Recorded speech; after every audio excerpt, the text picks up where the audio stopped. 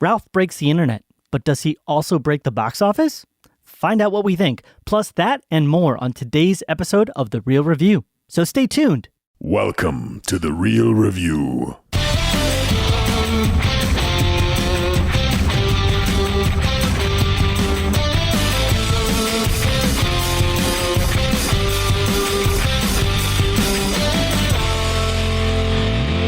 Welcome to The Real Review, sponsored by Parametric and Lazy Ape Studios, where you get some of the latest happenings, real thoughts, and perspectives in the world of film and television. I'm here with Matt Rex, the podcast, hey.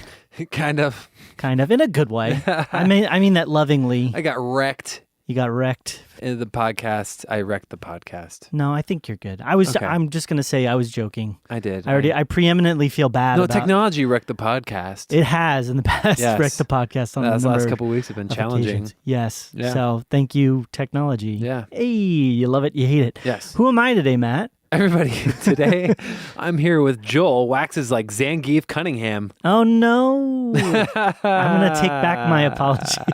That's horrible.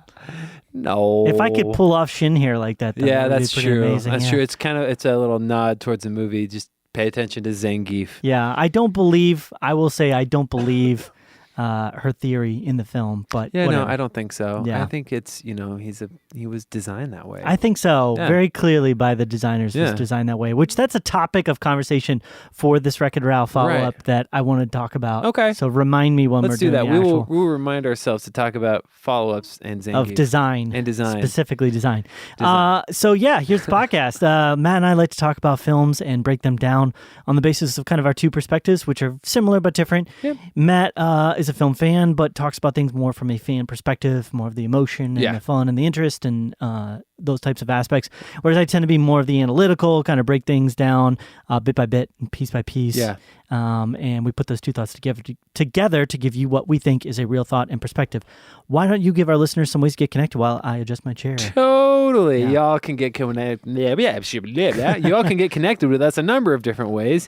You can start off by going to our website, which is realreviewmedia.com, and then you can connect to our social media platforms from there: Instagram, Twitter, Facebook, which will be, all the handles will be at Real Review Media, and then youtube.com/The Real Review. Email us at realreviewmedia@gmail.com and drop us a line. Let us know if there's something specific you want us to cover or review. I know somebody wants us to go over season 2 of Ozark here in the near future, which we might be doing. Hint, hint. Hey, you're probably a lot farther along than I am. I'm struggling. Oh, I'm done. Yeah, are you? Yeah, I binged that. That show. Gosh. I was gonna say binge that sucker, but I just went right through it. It's all good. It's not a sucker. It's a good season. Okay. So hopefully you get a chance to watch it. Yeah. I like it. But we may get a chance to review it. Yeah. Coming up here with our 100th episode. Yeah.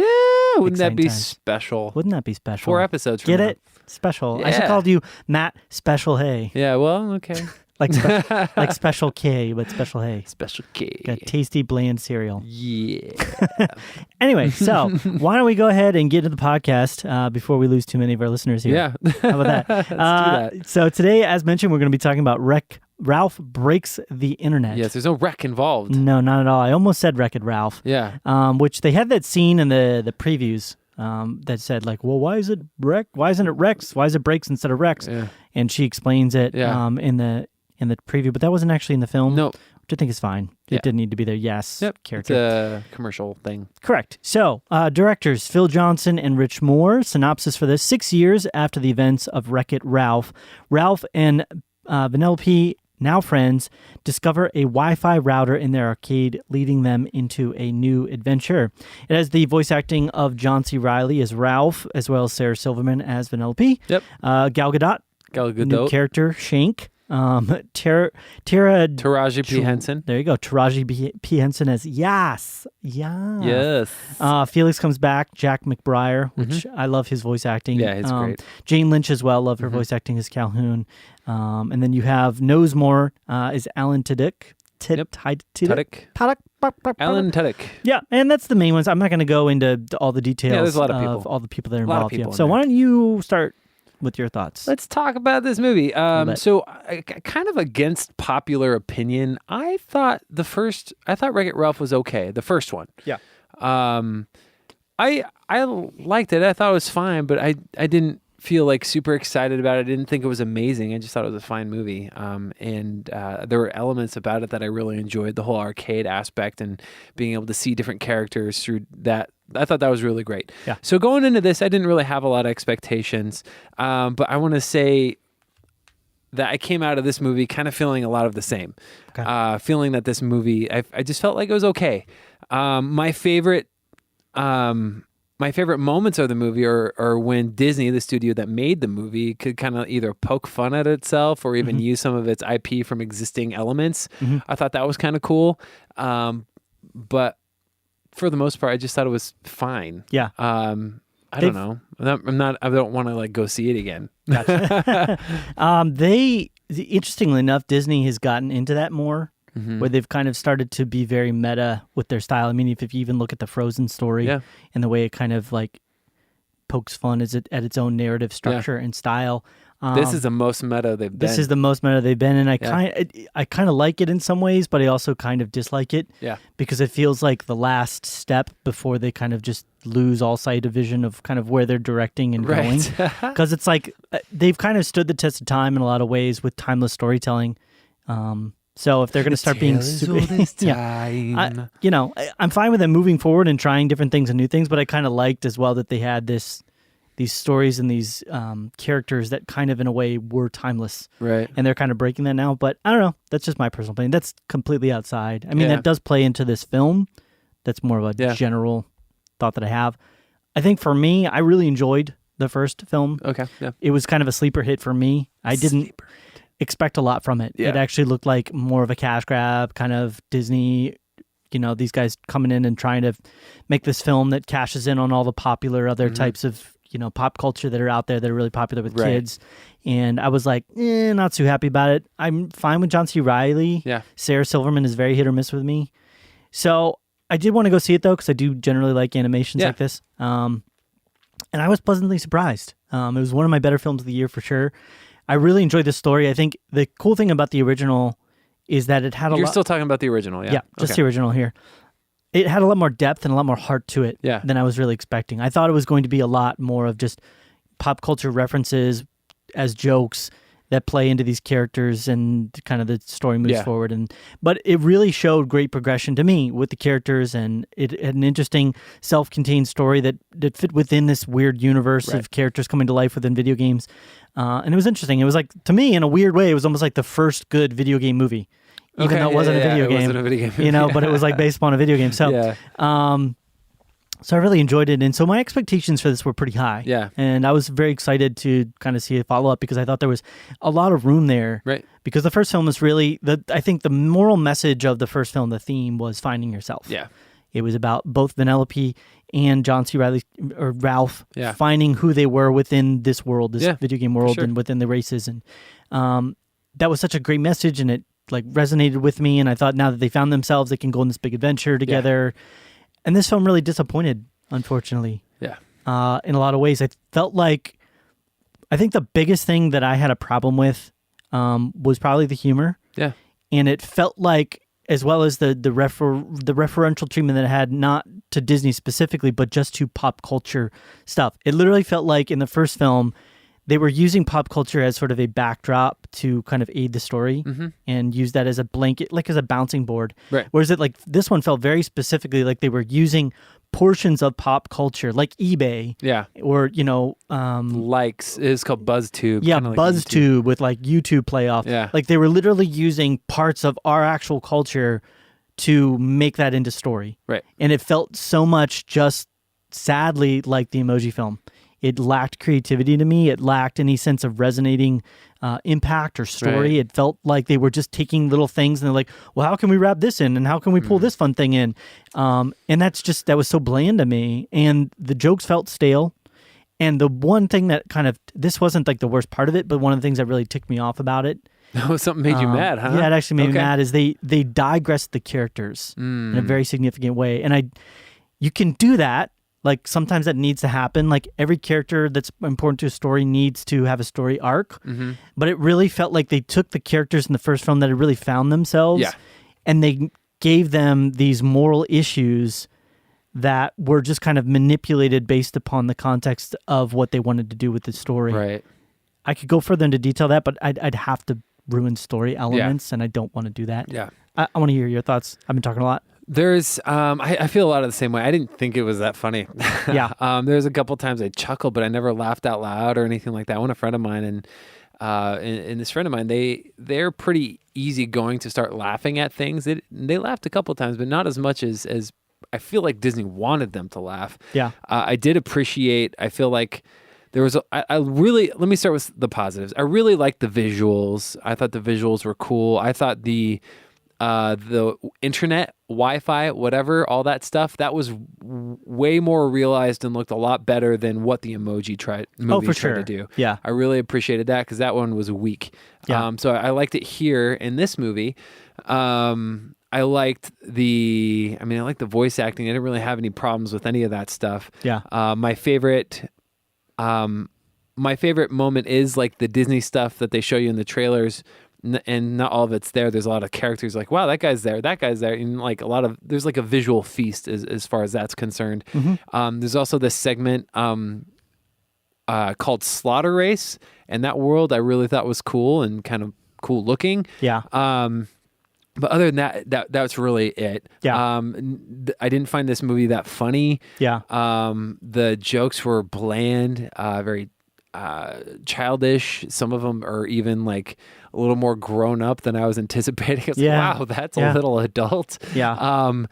And I don't know, it just didn't work. It didn't work for me. I didn't think I almost fell asleep at the end, dude. Even like the big climactic battle, I was like, what? Yeah. Like I was like, it what was is really this? that. Yeah. It didn't work for me. I don't know. It didn't work for me either. I think it felt very manipulated, Mm-hmm. and it was like, what? Kind of to me. It was, where is this? Like, this is an issue, I guess, but it's like I have to spoil it to talk about it. There wasn't one like they issue. never even there wasn't really one conflict. No, there wasn't one real conflict, but they created a conflict that went way overboard. Yeah. Like the way that Vanellope acted within that conflict to me was worse almost than Ralph. Right. Like Ralph was more of a victim of his mindsets and trying to break free from those. Right. But he didn't really know what he was doing. Right. Whereas Vanellope was like legitimately doing things to hurt somebody and just not caring. Yeah. You know what I mean? As soon as he found out about it, he's like, crud, I don't want to do that. And he fixed himself. But they made him the bad guy, and I didn't like that. Yeah.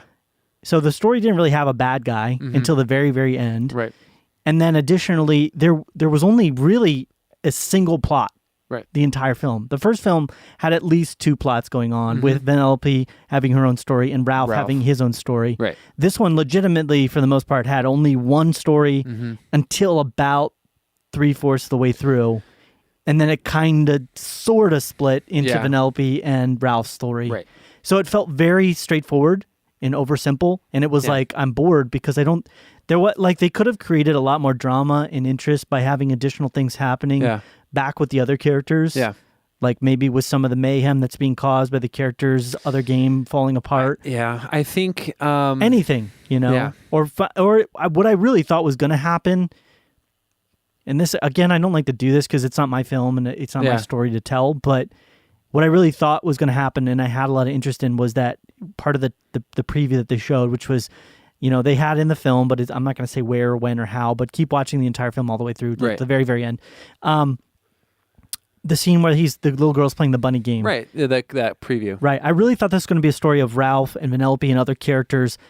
The internet gets connected, and then they all are just like, what is this? And they just randomly go into all these random places on the internet. They mess stuff up, and things go that's crazy. Not what it was. And that's not at all what it was. Right, that would have been more interesting for sure. 100%. Yeah. And it was more of a cash-in on like, okay, let's talk about eBay, and let's talk about BuzzFeed or YouTube, whatever that was. Yeah. Let's talk about BuzzTube. Let's talk about these video games. That was the only really creative thing, but even that felt like, a play off of other video games, like violent video games out there. Right. I liked the animation there. Yeah. I mean, that was really funny to see, like... It was like dystopian, but like bright colored characters in there, like with Ralph. Right. Well, you could, because there's jokes about that for like gamers where it's like if you create your character and they always look crazy, and then you'll have like a cutscene and your character stands out like insanely weird. Right. And so you see like, the people that live in the world and they're moving all fluidly and smooth. I did like the animation there. And then you see that them, was cool. Right. I thought that was really really were neat. moving, but they weren't going anywhere. Exactly. Yeah. I mean, I thought that was like a neat touch, and it showed that they like did their due diligence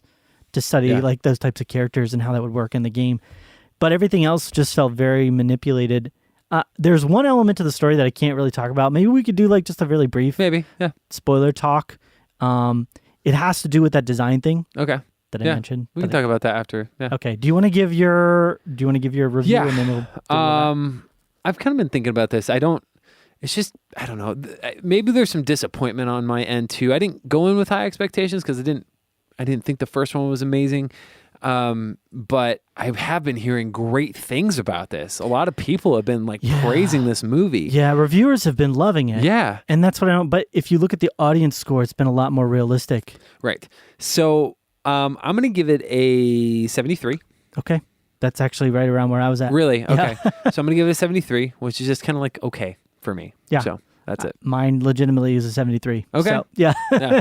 So we're matching up for different reasons, I guess. Weird. It's so weird, man. Super weird. It's like we text before. We don't. Yeah. We really don't. All right. So let's get into just a minor bit of spoiler talk. If you don't want to hear anything about the film, who dies, why they die. I'm just kidding. Yeah. It's a kids movie, guys. Yeah. Nobody dies. So we're going to get into that now. 5, 4, 3, 2, 1, and a dog dies. Yeah. Actually, I would say there's a part. It kind of comes back, though, I guess. There's a It's not part really where dead. Disney kind of pokes fun at Pixar. Yeah. That I liked. That Yeah. was kind of clever. Yeah. Like Mierda from Brave. Right. Because Yeah. she's Pixar. She talks and the princesses are like, we don't really understand her. That was probably she's from the other studio. Yeah. That was probably the funniest moment. Yeah. Probably one of the funniest moments of That the whole was thing. good. Yeah. I mean, she's like, hey, I get that sing by it. Yeah. It's just, And they're like, we don't ever know what she's saying. Yeah, I thought that was funny. Yeah. I didn't that moment in and of itself, I understood why they do it, because they were trying to make a joke out of like, oh, well, the princesses are always these like, lofty princesses type things. And they're like, oh, well, now we get to see them in the relaxed state. I didn't like how because again, to me, those characters are timeless. Mm-hmm. And it was fun to see them kind of like break free of that a little bit, but it also felt a little mean-spirited. Because then later they're like, oh, little girl's going to come do the test again. And they're all like, oh, and I'm just like, I would think that they would be like, oh my gosh, this is great. I get to interact with these little kids and this makes their dream come true for a little bit. Like, I would think that would be more their character. I don't know. That's beside the point. The design thing. Okay, I want to design talk about. thing, go. This is what doesn't make sense to me. And I know I'm going way too into this because it's a kid's movie, first of all, which that's not a good excuse, but that is, it is a kid's movie. What's up? Secondarily, I read into things a lot. But these characters, Vanellope, Ralph, they're designed by coders, created specifically for a video game. Yeah. Literally hand-coded, with people typing them out, designing them visually and everything like that to fit in a game. It doesn't make sense to me that Vanellope would somehow find her place that would be like the most fitting place in that game. Yeah. That she would suddenly, sorry, what is the name? I can't think. Slaughter Race? Slaughter Race. Did you listen to the song at the end of the credits? I did. Okay, yeah. that was funny. There's like this pop song. It sounds like kind of serious and heavy kind of a little But bit. it's not. Yeah. And then it says Slaughter Race. It's hilarious. Yeah. But it didn't make sense to me in the basic element of it, for one, because they're hand-coded by people to fit within a specific game. But then additionally, it felt bad to me because the first film was literally about... I'm spoiling this too for people that haven't seen the first movie. That came out 6 years ago, so whatever. The first one was like a huge chunk of it was about her literally being the main character of that race, of Sugar Rush. Yeah. Like that is her game. Yeah. It was designed to be her game. That's why she's glitching. Yeah. It's because she was designed to be a part of that game. And suddenly now because we want to progress the characters and move them forward, she just is called to be a part of Slaughter. Like, imagine you're playing this video game, Slaughter Race, and you're running around and seeing all these like shark things and robbing things, and then you see a little girl with like candy in her hair. Right. That would not fit. Like, it didn't fit at all. Yeah. It felt like such a manipulated story element. I didn't care about that as much. I just thought the whole like sequence where she has this like realization moment where she sings a song, and I got where they were trying to go with the humor, but I didn't think it was funny. No, I didn't think it was funny. The thing about the clown, like, did you? Yeah, I didn't get that reference. Like, not scary clown dreams. I'm like, who are you? Yeah. Why I don't know. Yeah. It was weird. That was kind of it. I mean, there was numerous kind of it in the sense of why the humor didn't work for me. I will say this.